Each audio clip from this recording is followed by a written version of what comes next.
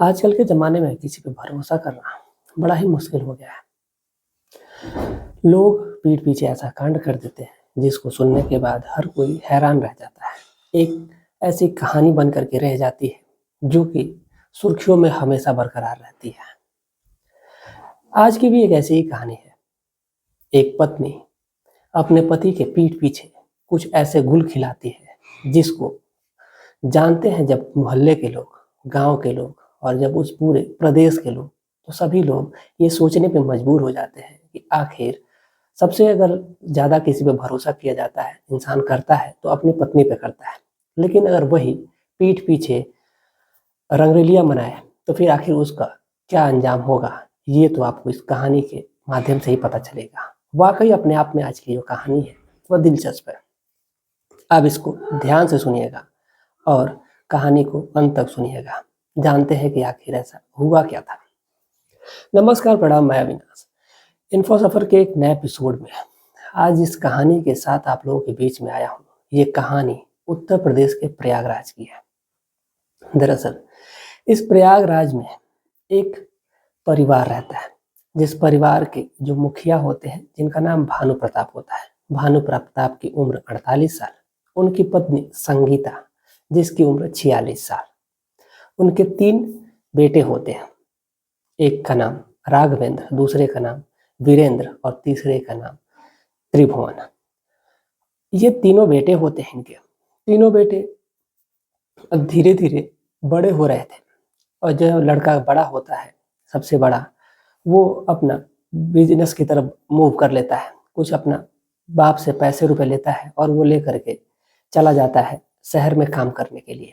छोटा जो लड़का होता है, बीच वाला, वो लड़का चला जाता है दुबई गाड़ी चलाने के लिए। लेकिन जो सबसे छोटा है वो अभी छोटा ही है, उसकी भी उम्र लगभग अभी यही कोई 20 साल के करीब है। माफी चाहते हैं, 19 साल के करीब है। अब ऐसे ही इनका वक्त अब आगे बढ़ता है। सब कुछ इनके जीवन में सही चल रहा था। लड़का छोटा घर पे ही रह करके पढ़ाई लिखाई किया करता था। लेकिन जो भानु प्रताप है, वो ट्रक के ड्राइवर होते हैं और वो अपना एक दिन ट्रक लेके निकलते थे तो 3 या 4 दिन बाद वापस घर आते थे और जो भी पैसे रुपए मिला करते थे, वैसे अपने बच्चों की फीस, अपनी पत्नी का खर्चा और अपने घर का खर्चा संभाला करते थे। अब ऐसे ही वक्त आगे बढ़ता है। धीरे धीरे जब कुछ वक्त गुजर जाता है तो थोड़ा सा चलते हैं और कहानी के पहले जानते हैं कि आखिर इसके पहले का क्या था माजरा। दरअसल जब भानु प्रताप की जो परिवार है वो बेहद एक गरीब परिवार होता है और उस गरीबी से निकल करके भानु प्रताप बचपन से ही वो ट्रक के ड्राइवरी करने लगते हैं और ट्रक की ड्राइवरी करते करते उनके पास अच्छे खासे पैसे हो जाते हैं। फिर घर की मरम्मत, तमाम जो भी कारनामे होते हैं घर के, वो कराते हैं वो। उसके बाद उनके माता और पिता को लगता है कि अब भानु की शादी कर देनी चाहिए। अब इसीलिए उन्होंने लड़की देखना शुरू किया और एक लड़की जिसका नाम संगीता होता है, संगीता के परिवार से जब बातचीत होती है तो रिश्ता जम जाता है और उनकी शादी हो जाती है। शादी तो बड़े धूमधाम से होती है।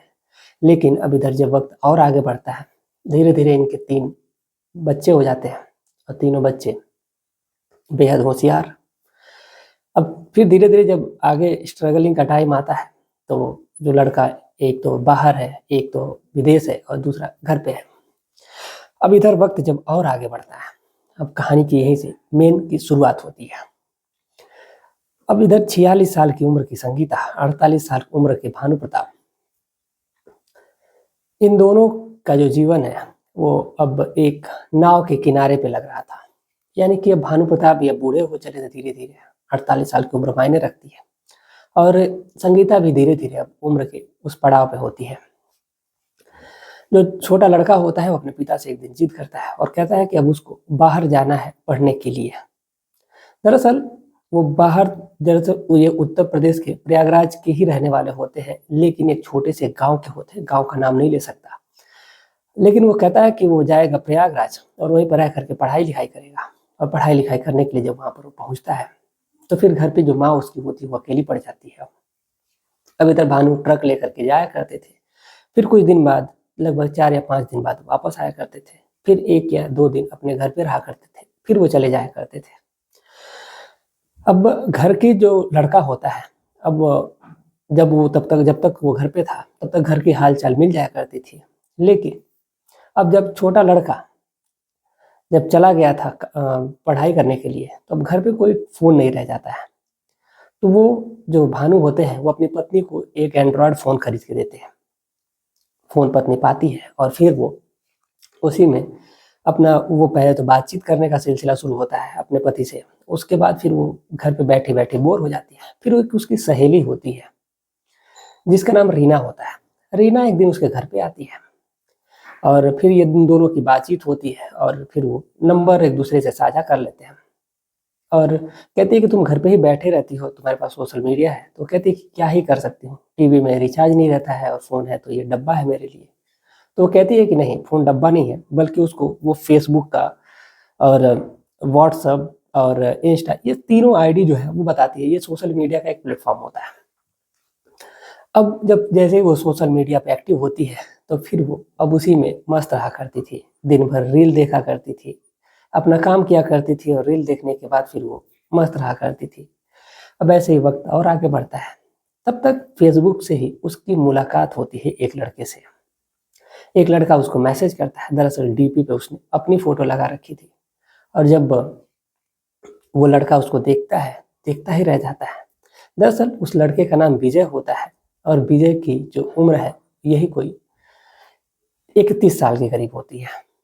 और 31 साल का विजय जब उस महिला को देखता है फ़ेसबुक पे, तो वो उसका दीवाना हो जाता है। अब फिर इन दोनों की बातचीत होने लगती है। बातचीत होने का सिलसिला, बातचीत होने का दौर अब आगे बढ़ता है और इस कदर आगे बढ़ जाता है कि इन दोनों के बीच में अब अथाह प्रेम होने लगा था। धीरे-धीरे लगभग 6 महीने का टाइम गुज़रा था। अब जब विजय आया करते थे तो वो पहले तो उनको दिखाई थी कि ये अब उसकी सहेली आई थी तो ये ऐप इसमें इंस्टॉल की है। मैं इसी सोशल मीडिया पे बिज़ी रहती हूँ, अपना आराम से दिन भर रील देखा करती हूँ। उसका पति हँसता है और कहता है कि ठीक है, तुम भी अब बोर नहीं होगी, ये तुम्हारे लिए तो बहुत बेहतर हो गया। जब भी उसके पति का मन होता था तो खाली होता था तो वो फ़ोन करता था। अब दिन भर नौकरी करने वाला व्यक्ति जो सुबह का निकला था और फिर पता नहीं कब घर वापस आएगा, इसकी कोई गारंटी नहीं रहती है, 2 दिन बाद, 3 दिन बाद। इधर जो पत्नी है, वो फ़ेसबुक से अब धीरे-धीरे विजय से नज़दीकियाँ उसकी बढ़ने लगती हैं और फिर वो दोनों बातचीत करने लगते हैं। बातचीत करने के बाद फिर वो जब भी धीरे-धीरे अब नंबर साझा हो जाता है और फिर वो दोनों एक-दूसरे से बातचीत भी करने लगते हैं। और जब बातचीत करते हैं, कभी-कभार जब भानु फ़ोन करते थे, तो फिर जब उस औरत का नंबर जब बिज़ी जाता था, तो वो पूछते थे तो वो कहती थी कि घर पे बात कर रही थी, गाँव पे अपने मायके बात कर रही थी, अपने भाई से बात कर रही थी, अपनी भाभी से बात कर रही थी या फिर बेटों से बात कर रही थी। ये तमाम बातें बना दिया करती थी। जब भानु प्रताप घर पे आया करते थे, तो वो अपने उस दोस्त को बोल दिया करती थी, प्रेमी को, कि मेरे पति आज घर पे आए हैं, मैसेज कॉल मत करना। अब जो विजय है वो भी मान जाता है, वो फ़ोन या फिर मैसेज कुछ भी नहीं करता है। अब ऐसे ही वक़्त आगे बढ़ता है। जब कुछ समय आगे बढ़ जाता है तो फिर अब धीरे-धीरे अब इस औरत का जब फ़ोन ज़्यादा बिज़ी रहने लगता है, तो भानु प्रताप को पता नहीं क्यों शक होने लगता है। लेकिन अब भानु प्रताप की तो बात छोड़िए अभी, अभी आते हैं विजय पे। दरअसल जब विजय वो संगीता से मिलने के लिए कहता है और संगीता भी उस विजय से मिलने के लिए उतावली हुई जा रही थी। लेकिन मसला ये था कि अगर दिन में अगर वो आता है घर पे, तो उसको कोई देख लेगा। अब इसीलिए ना ही संगीता ने विजय को देखा था और बल्कि विजय ने तो संगीता को देखा था। अब जब वो विजय को बुलाती है, कहती है आ जाओ घर पे मिलना है, तो विजय उससे पहले तो बहाने करता है, रास्ते पूछता है। लेकिन जब वो घर पे उसके आता है, तो संगीता जब उसको देखती है, तो देखती ही रह जाती है और कहती है, अरे तुम हो, मैं तो तुम्हें इतना नज़दीक से देखती हूँ, रोज़ देखती हूँ, जानती हूँ, लेकिन तुमने कभी बताया ही नहीं। अब जो विजय होता है वो कहता है कि मैं सोच रहा था, मैं डर रहा था कि अगर मैं बताऊँगा कि मैं ही तो आपसे बात कर रहा हूँ, तो आप मुझसे बात ही नहीं करेंगे। इसीलिए मैं आपको कभी नहीं बताया। जो संगीता होती है वो कहती है कि ठीक है। और फिर ये दोनों संगीता का एक आगे वाला कमरा होता है, मतलब पूरा घर तो उसी का होता है, घर तो खाली होता है। लेकिन उसी आगे वाले कमरे में वो विजय को अंदर लेती है और लेने के बाद से फिर उधर वो रात भर दोनों मस्तियाँ करते हैं। यानी कि 24 फरवरी 2024 की बात है ये। और फिर वो जब कमरे में आता है फिर उससे बातचीत करती है और फिर वहीं से उनका सिलसिला मिलन का शुरू हो जाता है। वो एक दूसरे को आगोश मारते हैं, एक दूसरे के साथ रंगरेलियाँ मनाते हैं, मस्तियाँ करते हैं और मस्तियाँ करने के बाद से पूरी रात जब सारे संबंध बना लेते हैं, फिर जो विजय है वो भोर में यानी कि लगभग 4 बजे करीब निकल जाता है। निकलने के बाद से अब फिर वो जब भी उसका मन होता था संगीता का, वो विजय को बुला लिया करती थी और फ़ोन पे बातचीत का सिलसिला दौर अब शुरू रहता है। अब धीरे-धीरे साल 2024 है, अब वो खत्म होने के कगार पे आ जाता है, यानी कि दिसंबर का महीना आता है। इस बीच उसका लड़का भी कभी आ जाया करता था, तो वो तो 1 आध 2 दिन के लिए आता था, फिर वो चला जाता था। लेकिन अब भानु प्रताप जो थे, उन्होंने अब धीरे-धीरे अपने काम को आगे बढ़ाया और उन्होंने ट्रक चलाते-चलाते इतना समय हो गया था कि फिर उन्होंने अपना खुद का भी एक ट्रक ले लिया था और सोचा कि आखिर कब तक वो ट्रक चलाएँगे। अब इसीलिए जब वो ट्रक ले लेते हैं तो फिर वो पहले तो ट्रक पे खुद भी जाते थे, लेकिन अब धीरे वहाँ पर एक ड्राइवर को रख देते हैं। अब ट्रक ड्राइवर लेकर के जाता था, ये अपना मार्केट में घूम करके हिसाब कर लिया करते थे, जो भी आया करता था, बालू वगैरह जो भी आता था। अब दिन भर ये घर पे रहा करते थे, रात में अपनी पत्नी के पास रहा करते थे। अब जो संगीता है, अब उसको समझ नहीं आता था कि आखिर वो करे तो क्या करे? अब उसके सामने कोई ऑप्शन ही नहीं मिल पाता था, अब ज़्यादा टाइम नहीं मिल पाता था। थोड़ा बहुत जब भानु प्रताप बाहर जाते थे, उसी टाइम वो संगीता विजय से बातचीत कर पाती थी, मिलने का तो मौका ही नहीं मिल पाता था। अब जब भी दिन में ही जब भानु प्रताप जब जाते थे, तो संगीता उस विजय को घर पे बुला लिया करती थी और बुलाने के बाद से फिर उससे साथ रंगरेलियाँ मनाया करती थी। अब दिन हो, रात हो, जब भी उसको मौका मिला करता था। अब इधर जो भानु है, अब उनको अपनी पत्नी पे शक होने लगा था, क्योंकि जब वो अपना फ़ोन हमेशा साइलेंट पे रखती थी, क्योंकि जब भानु प्रताप मार्केट से फ़ोन किया करते थे, तो वो फ़ोन नहीं उठाती थी और वो कहती थी कि फ़ोन किचन में रखा था, रूम में रखा था, तमाम बहाने किया करती थी। अब भानु को शक होता है, अब भानु एक दिन उस संगीता का फ़ोन ले लेते हैं और फ़ोन लेने के बाद से उसका व्हाट्सएप, उसका फेसबुक, तमाम आईडी जो होती है, वो चेक करने लगते हैं और चेक करने के दौरान उसको एक ऐसा संदिग्ध मिल जाता है, जिसका नाम विजय होता है। विजय ने उसको बहुत सारी इमोजी भेजी हुई थी तमाम, क्योंकि जो संगीता थी उसको चैट को डिलीट करने का तरीका नहीं पता था, उसकी सहेली ने बस बताया था, वो बातचीत कर लिया करती थी और वो डिलीट नहीं कर पाती थी। अब जैसे ही भानु ने देखा तो फिर उन्होंने सोचा कि पूछता हूँ इससे। वो पूछते हैं तो वो तमाम बहाने बनाने लगती है और बहाने बनाने के बाद फिर वो इधर-उधर की बातें करती है। अब भानु फिर उसको छोड़ देते हैं और फिर वो जो संगीता है, अब वो फिर से अपना सिलसिला जारी रखती है और फिर तमाम इधर-उधर की बहानेबाज़ी करने के बाद से पहली बार तो भानु ने छोड़ दिया। उसके बाद फिर आगे का जो सिलसिला है, जो दौर है, वो आगे फिर से बढ़ता है और फिर एक दिन रात को जो भानु प्रताप है, वो शाम के वक़्त कहते हैं कि आज वो घर पे नहीं आएँगे, वो बाहर चले जाते हैं अपनी गाड़ी खाली करवाने के लिए। वो बोले थे कि उनको जाना है वो वाराणसी और वाराणसी जा कर के वो अपनी ट्रक को खाली करवाएँगे और ट्रक खाली करवा के आने में उनको सुबह हो जाएगी, वो कल हो सकता है कि दोपहर भी हो जाए, वो काम रहेगा। तो वो कहती है कि ठीक है। अब भानु घर से निकल जाते हैं लगभग शाम के यही कोई 6 बजे के करीब, यानी कि इसी जनवरी महीने में, जनवरी में वो जब निकलते हैं अपने घर से, तो फिर अब संगीता को लग जाता है कि अब तो उसके जो पति हैं वो तो चले गए, अब तो वो कल आएँगे। लेकिन जब वो आते हैं, जाता है भानु प्रताप और लगभग अभी आधे रास्ते पहुँचा रहता है, तब तक जो जहाँ पे गाड़ी खाली करवानी होती है, वहाँ से जो व्यक्ति होता है वो फ़ोन कर देता है और कहता है कि आप क्या परेशान होंगे, ठंडी का मौसम है, आप क्या परेशान होंगे, मैं आपको गाड़ी का जो पैसा है, वो मैं आपके अकाउंट में डायरेक्ट ट्रांसफ़र कर दे रहा हूँ और फिर आप घर पे ही रह जाइए, क्या आएँगे परेशान होने के लिए, क्योंकि वो उसका बहुत अच्छा मित्र होता है। अब जैसे ही भानु को ये बात लगती है तो वो कहता है कि ठीक है और फिर वो वहाँ से अपने ड्राइवर को फ़ोन करता है और फ़ोन करने के बाद कहता है कि ले जाकर गाड़ी वहीं पे खाली कर देना, हिसाब मैं कर लूँगा। अब भानु सोचते हैं कि आखिर अब क्या करें, फिर सोचते हैं चलो अब घर पे वापस लौट चलते हैं। अब वो अपने घर पे वापस लौट रहे थे, लेकिन इधर संगीता को ये खबर ही नहीं थी कि उसका पति वापस आ जाएगा और वो विजय के साथ रंगरेलियाँ मनाने में मस्त थी। उसने जैसे ही भानु निकला था, वो 8 बजे करीब संगीता उसको बुला लेती है कमरे में और फिर उसके बाद वो अपने आप में ही मदमस्त हो जाते हैं। भानु प्रताप लगभग यही कोई 10:30 बजे करीब फिर वापस पहुंच जाते हैं घर पे और जब घर का घंटी बजाते हैं तो संगीता को लगता है कि हो सकता है कि कोई आस पड़ोस का व्यक्ति होगा, आया होगा। अब इसीलिए वो विजय को कहती है कि एक काम करो कि तुम कमरे में ही रहो और चारपाई के नीचे छुप जाओ, मैं देखती हूँ कि कौन है। और उसने बेडशीट नीचे तक डाल दी।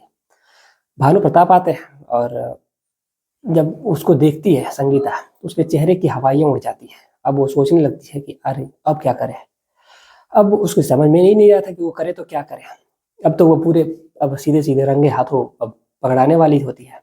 फिर भानु घर में आते हैं, वो उससे पूछते कि आप तो नहीं आने वाले थे। तो वो कहता है कि तुम्हें मुझे देख करके खुशी नहीं हुई। इस पर जो संगीता होती है वो कहती है अरे नहीं ऐसी बात नहीं है, आप बैठिए, मैं खाना लगा देती हूँ। अब जैसे ही भानु प्रताप अपने कमरे में जाते हैं तब तक उनको कुछ अलग अलग चीजें दिख जाती है। यानी कि जैसे कि एक स्लीपर होता है, चप्पल उनके घर का था ही नहीं, जो कि बाहर जो रूम होता है उसी रूम में के बाहर ही रखा होता है। अब वो रूम को देखते हैं, चप्पल स्लीपर को देखते हैं, उसके बाद फिर घर के अंदर जाते हैं और अंदर जाते हैं तो एक व्यक्ति का शर्ट टंगा होता है। शर्ट भानु प्रताप का नहीं होता है। अब संगीता को बुलाते हैं। अब बुलाने के बाद उससे पूछते हैं कि आखिर ये शर्ट किसका है और स्लीपर किसका है। तो वो कहती है कि अरे एक पड़ोसी का ही है, वो आई थी औरत और दे दी गई प्रेस करने के लिए, तो वो अपना चप्पल पहन करके आई थी वही और भूल गई। अब इस पर भानु कहते हैं कि ठीक है।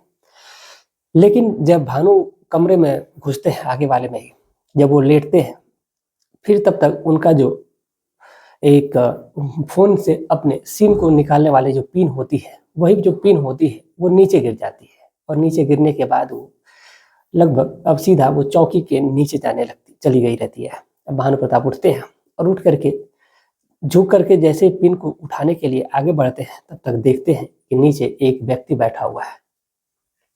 अब जैसे ही उसको देखते हैं, भानु का जो पारा है वो 7वें आसमान पर चढ़ जाता है और वो तुरंत उसको बाहर निकालते हैं और उसको मारने लगते हैं, पीटने लगते हैं। और वो जब उसको तो देखे ही थे कि ये तो उसका पड़ोसी ही है। अब उसके बाद से संगीता को बुलाते हैं और उसके बाद उससे पूछापाछी शुरू हो जाती है और उसके बाद से संगीता को मारते हैं, पीटते हैं और पीटने के बाद उसको घर से निकाल देते हैं। जैसे उसको घर से निकालते हैं तो जो संगीता है, अब उसको समझ नहीं आता कि वो जाए तो जाए कहाँ। और फिर भानु ने तमाम वो मोहल्ले वाले जो होते हैं इकट्ठा हो जाते हैं और जैसे ही मोहल्ले वाले इकट्ठा होते हैं तो फिर भानु उस लड़के को पूरी तरीके से जलील कर देता है और फिर वहाँ से उसको भगा देता है और फिर अपनी पत्नी को मारता है, पीटता है और पीटने के बाद से फिर उसको कहता है कि तुम आज के बाद यहाँ पर अपनी शक्ल मत दिखाना और उसको वहाँ से भगा देता है। और फिर लगभग 20 दिन बाद ही उसको डाइवोर्स के पेपर भेज देता है और कहता है कि मुझे तुम्हारे साथ अब नहीं रहना है, तुम अपना देख लो, मैं अपना देख लूँगा। और वो उससे तलाक ले लेता है और फिर जो महिला है वो अपने घर पे रहती है, अपने मायके में रहती है और ये अपने घर पे अपने बच्चों के साथ रहता है। बच्चों को जब ये बात पता चलती है तो उनको भी बहुत ज़्यादा बुरा लगता है कि इस लगभग 46-47 साल की उम्र में उसकी माँ किसी अन्य के साथ रंगरेलियां मनाती हुई पकड़ाई है। तो पिता ने सही किया है। तो जो आजकल का दौर चल रहा है ये वाकई अपने आप में हैरान कर देने वाला है। आखिर आप इंसान किस पे भरोसा करेगा? पत्नी पे, जो सबसे एक पवित्र रिश्ता माना जाता है, जिस पे अटूट विश्वास किया जाता है, या फिर एक प्रेमी प्रेमिका का भी जो रिश्ता होता है वो भी अटूट होता है। लेकिन उसमें कमियां तब नजर आने लगती है जब उसमें कोई तीसरा व्यक्ति शामिल हो जाता है और फिर यहीं से दूरियों का जो सिलसिला है, जो दौर है, वो शुरू रहता है। तो ये थी आज की पूरी कहानी। आप क्या सोचते हैं इस पूरे घटनाक्रम के बारे में? अपनी राय कमेंट में जरूर लिखिएगा। मिलते हैं एक और सच्ची घटना के साथ। तब तक के लिए जय हिंद, जय भारत।